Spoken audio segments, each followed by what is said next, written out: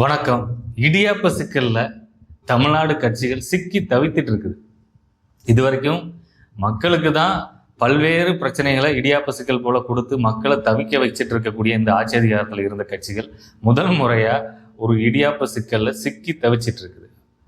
எந்த கட்சிகளுக்கும் பெரும்பான்மையை கொடுக்காம இந்த தேர்தலில் மக்கள் சிறப்பான ஒரு சம்பவத்தை செஞ்சிருக்கிறாங்க. எந்த கட்சிக்கும் பெரும்பான்மை கிடையாது. அப்போ யாரோட கூட்டணி சேர்ந்து ஆட்சி அதிகாரத்தை கைப்பற்றுவாங்கிற ஒரு கேள்வி இருக்கு. பெரும்பான்மையான இடங்களை வென்றிருக்கக்கூடிய தமிழக வெற்றி கழகம், அதனுடைய தலைவர் திரு விஜய் அவர்கள் இந்த ஆட்சி அதிகாரத்தை கைப்பற்றுவார். ஆனால் யாருடன் கூட்டணி சேர்ந்து கைப்பற்றுவாருங்கிற ஒரு கேள்வி இருக்கு. அதுக்கு முன்னாடி விஜய் அவர்கள் போட்டியிட்ட 2 தொகுதியிலும் வெற்றி பெற்றிருக்கிறாரு. அதனால ஒரு இடைத்தேர்தல் மீண்டும் வரும்.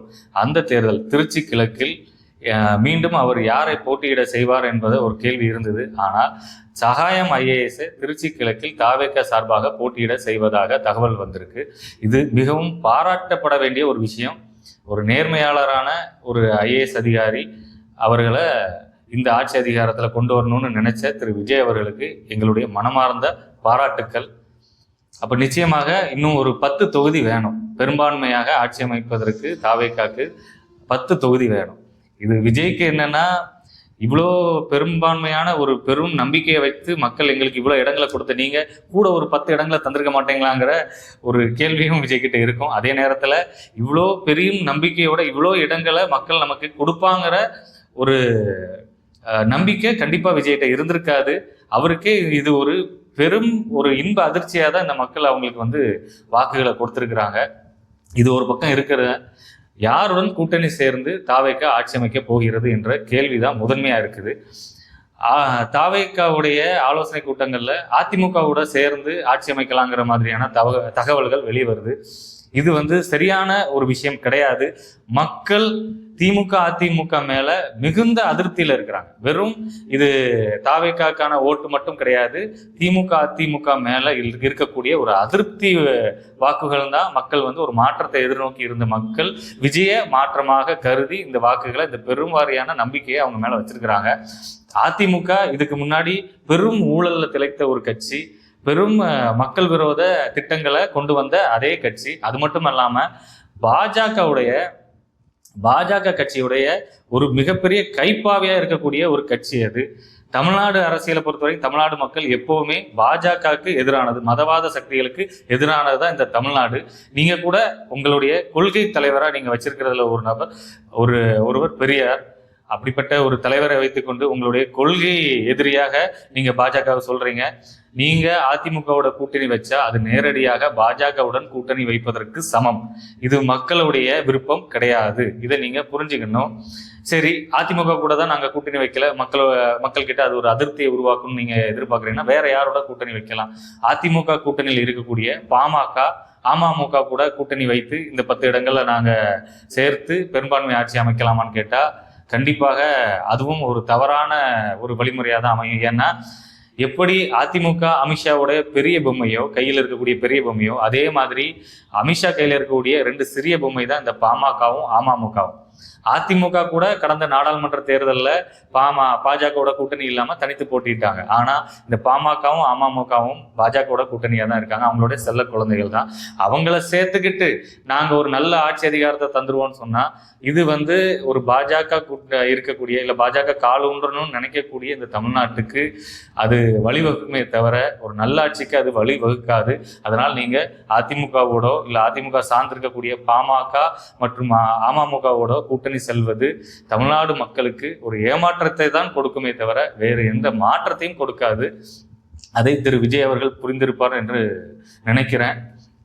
சரி, இதை தாண்டி இருக்கக்கூடிய கட்சிகள் காங்கிரஸ், கம்யூனிஸ்ட், விசிகா, அவங்களோட நம்ம கூட்டணி வைக்கலாம்னு கேட்டா நிச்சயமாக விசிகா, கம்யூனிஸ்ட் கட்சிகளை திரு விஜய் அவர்கள் நம்பலாம். மக்களுக்கு எதிரான எந்த செயல்பாடுகளையும் அவர்கள் எடுக்க மாட்டார்கள். இதுவரைக்கும் வந்திருக்கக்கூடிய வரலாறுல அவங்க மக்களுக்கு எதிரான எந்த திட்டங்களுக்கும், அவர் எந்த ஆட்சியில அதிகாரத்துல பங்கேற்றிருந்தாலும் கூட மக்களுக்கு எதிரான திட்டங்கள்ல அவங்க மக்களோட தான் நின்றுக்கிறாங்க. இந்த விசிகாவும் கம்யூனிஸ்டுகளும் அவர்களை திரு தாவேகா தலைவர் விஜய் அவர்கள் நம்பலாம். அதே நேரத்துல காங்கிரஸை நம்பலாமாங்கிற ஒரு கேள்வியும் நீங்க பார்க்க வேண்டியது இருக்கு. விஜய் ஒரு காங்கிரஸ் அனுதாபி தான். இருந்தாலும் கூட காங்கிரஸுடைய கடந்த கால வரலாற்றையும் நம்ம கவனிக்க வேண்டிய அவசியம் நமக்கு இருக்குது.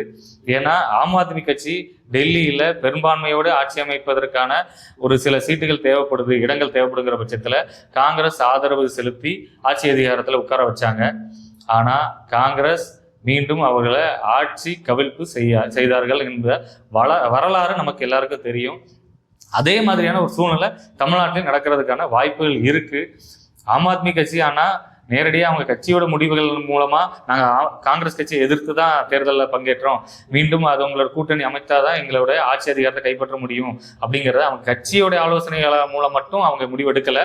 மக்கள்கிட்ட போய் கேட்டாங்க இப்படி ஒரு சூழ்நிலை இருக்குன்னு. மக்கள் ஆதரவோட காங்கிரஸ் ஆதரவை ஏற்றுக்கொண்டு பெரும்பான்மையோட அந்த ஆட்சி அதிகாரத்தை அவங்க கைப்பற்றினாங்க. ஆனா இதே தவிர காங்கிரஸ் திரும்ப செய்யுமான்னு கேட்டால் அது ஒரு கேள்விக்குறி தான். ஏன்னா கடந்த கால வரலாறு படி அவங்க ஆட்சி கவிழ்ப்பு செஞ்சதுக்கப்புறம் பெரும்பான்மையோட திரும்பவும் ஆட்சி அதிகாரத்தில் ஆம் ஆத்மி கட்சி வந்து உட்கார்ந்தாங்க. அதனால அது மட்டும் இல்லாம தமிழ்நாடு அரசியலை பொறுத்த வரைக்கும் காங்கிரஸுக்கு இப்படி ஒரு வாய்ப்பு திரும்ப கிடைக்காது. ஏன்னா ஆட்சியிலும் பங்கு அதிகாரத்திலும் பங்குங்கிறது உங்களுடைய கொள்கை கோட்பாடா திரு விஜய் அவர்கள் முன்வைத்திருக்கிறாரு. அப்படி காங்கிரஸ் கட்சி வந்து கூட்டணி அமைச்சாங்கன்னா நீங்க கண்டிப்பா ஒரு அமைச்சரவையை அவங்களுக்கு கொடுப்பதாக இருக்கும். காங்கிரஸ் கட்சிக்கு தமிழ்நாட்டில் ஒரு அமைச்சர் கிடைக்கிறாங்கிறது இதுவரைக்கும் பல்வேறு, அதாவது 67க்கு முன்னாடி நடந்ததுக்கு அப்புறம் இதுவரைக்கும் அப்படியான ஒரு வாய்ப்புகள் காங்கிரஸுக்கு கிடைக்கல. அதனால காங்கிரஸ் கட்சி மீண்டும் அந்த ஒரு தவறை செய்ய மாட்டாருங்கிற ஒரு நம்பிக்கை இருக்கு. இருந்தாலும் கூட தேசிய கட்சிகள் கூட எந்த விதமான கூட்டணியும் தமிழ்நாட்டுக்கு மாநில உரிமையை எடுக்கக்கூடிய இந்த தேசிய கட்சிகள் கூட கூட்டணி இருக்கக்கூடாதுன்னு விரும்புகிறோம் நாம. ஏன்னா இது 1967க்கு முன்னாடி கூட தேசிய கட்சிகளுடைய அதிகாரத்தில் இருக்கக்கூடிய இந்த தமிழ்நாடு, அதனாலதான் தமிழ்நாடு வளராம இருக்குன்னு சொல்லி ஒரு பெரிய ஒரு முரண்பாடு மூலமாக தான் திமுக ஆட்சி அதிகாரத்தை கைப்பற்றுச்சு. ஆனா அதுக்கப்புறம் திமுகவும் அதிமுகவும் திரும்ப இந்த தேசிய கட்சிகளோட கூட்டணி செய்து மீண்டும் அவங்களோட ஊழல்கள் மூலமாகவும் நிர்வாக சீர்கேடு மூலமாகவும் தமிழ்நாட பின்னடைவுக்கு செய்யப்பட்டார்கள். இது மக்கள் மத்தியில ஒரு பெரிய அதிருப்தி இருக்கு. அதே மாதிரியான ஒரு சூழலை திரும்பவும் மாற்றத்துக்கு வேண்டும் என்று விருப்பப்பட்டு மக்கள் செலுத்திய அந்த வாக்குகளை தேசிய கட்சிகளோட கூட்டணி வைத்து மீண்டும் இப்படி ஒரு தவறுகளை செய்யக்கூடாது என்பது நம்மளுடைய நிலைப்பாடு. இருந்தாலும் கூட இப்ப இருக்க சூழ்நிலையில விசிகா கம்யூனிஸ்ட் தாண்டி இருக்கக்கூடிய மற்ற உதிரி கட்சிகளை கூட்டணி சேர்த்து பெரும்பான்மை ஆட்சியை தாவேகா அமைக்க வேண்டும். அதற்கான வழி இல்லாத பட்சத்தில் காங்கிரஸ் கட்சியை கூட்டணியாக சேர்த்து ஆட்சி அதிகாரத்தை அமைக்க வேண்டும். நிச்சயமாக அதிமுகவோ இல்லை அதிமுக கூட்டணியில் இருக்கக்கூடிய பாமக அமமுகவையோ நீங்க கூட்டணி சேர்த்து ஆட்சி அதிகாரத்தை கைப்பற்றக்கூடாது. ஏன்னா இது தமிழ்நாடு மக்களுடைய சிந்தனைக்கும் தமிழ்நாடு மக்களுடைய மாற்றத்தை எதிர்பார்த்த மக்களுக்கு நேர் எதிரான ஒரு செயலாக இது அமையும். சரி, அப்போ இப்படிப்பட்ட ஒரு கூட்டணி அமைச்சிட்டோம், நாளைக்கு காங்கிரஸ் கட்சி மீண்டும் ஒரு ஆட்சி கவிழ்ப்பை செய்யாதான்னு கேட்டால் செய்யறதுக்கான வாய்ப்புகளும் அதிகம். இதுக்கு மக்கள் ஆம் ஆத்மி கட்சி செய்த அதே விஷயத்த திரு விஜய் அவர்களும் தாவேகா கட்சியும் செய்ய வேண்டும். என்னன்னா அவங்க மக்களோட நின்னாங்க, மக்கள் பிரச்சனையை முன்னெடுத்து பேசினாங்க. அப்படி செய்யும்போது ஆட்சி கவிழ்ப்பு நடந்தாலும் கூட மக்கள் மீண்டும் தேர்தலில் உங்களை பெரும்வாரியான பெரும்பான்மையோடு ஆட்சி அதிகாரத்தை கைப்பற்றதுக்கான உங்களுக்கு வழிவகை செய்வாங்க. அவர்கள் காலை வாரினாலும் மக்கள் உங்களை கைவிட மாட்டாங்க. இதை நீங்க திரு விஜய் அவர்கள் புரிந்து கொண்டு மக்களுக்கு எதிர்பார்த்த பெரும் நம்பிக்கை, பெரும் மாற்றத்தை, இந்த திமுக அதிமுக வேண்டாங்கிற ஒரு பெரும் நம்பிக்கையை, ஒரு மாற்றத்தை உங்க மேல வைத்து, அவங்களுடைய அதிருப்தி வாக்குகள் எல்லாம் உங்க மேல வைத்து ஒரு பெரும் மாற்றத்தை கொடுத்துருக்குறாங்க. இதை தக்க வைத்து மக்களுக்கான அரசியலை செய்வாரா விஜய்? இல்லை, மீண்டும் இந்த திமுக அதிமுக போன்று சுயநல அரசியலை எடுத்துக்கொண்டு தனக்கான அரசியலை செய்வாரா என்பதை நாம் பொறுத்திருந்தால் பார்க்க வேண்டும். நன்றி.